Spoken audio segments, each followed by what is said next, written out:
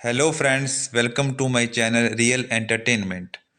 मैं हूं संदीप और आज मैं आपके सामने लेकर आया हूं एक नई कहानी। इस कहानी का टाइटल है माँ तो माँ होती है। तो चलिए कहानी शुरू करते हैं। एक बार एक बच्चे की माँ बचपन में ही गुजर गई।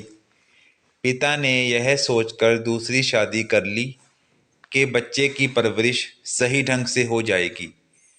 शादी के कुछ महीनों बाद पिता ने सोचा कि मैं अपने बेटे से पता तो करूं कि इसकी नई माँ कैसी है। पिता ने बच्चे से पूछा कि तुम्हें पुरानी और नई माँ में से अच्छा कौन लगता है? दोनों में क्या फ़र्क है?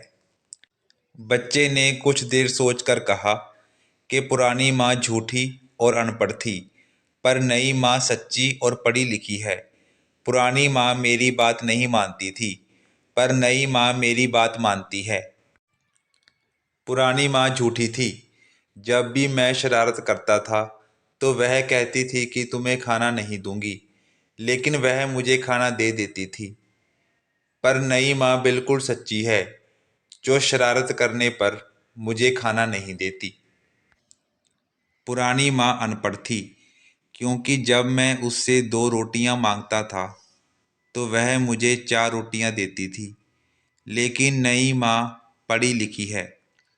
अगर मैं उससे 2 रोटियां मांगता हूँ तो वह मुझे 2 ही देती है।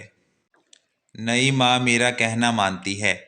अगर मैं जिद करके कह दूँ कि मुझे खाना नहीं खाना, तो वह मेरा कहना मान लेती है और मुझे खाना नहीं देती।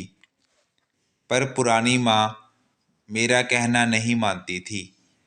अगर कभी मैं जिद करके उसको कह देता था कि मुझे खाना नहीं खाना, तो वह मेरा कहना नहीं मानती थी और मुझे खाना खिलाकर ही मानती थी।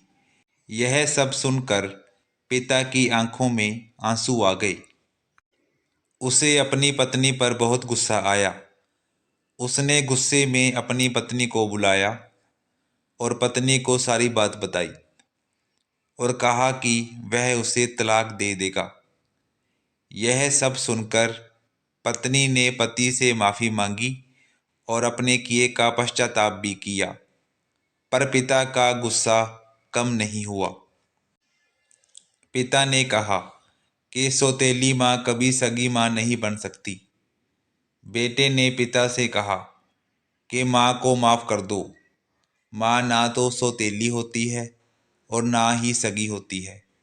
माँ तो माँ होती है। बेटे की यह बात सुनकर पिता ने पत्नी को माफ़ कर दिया।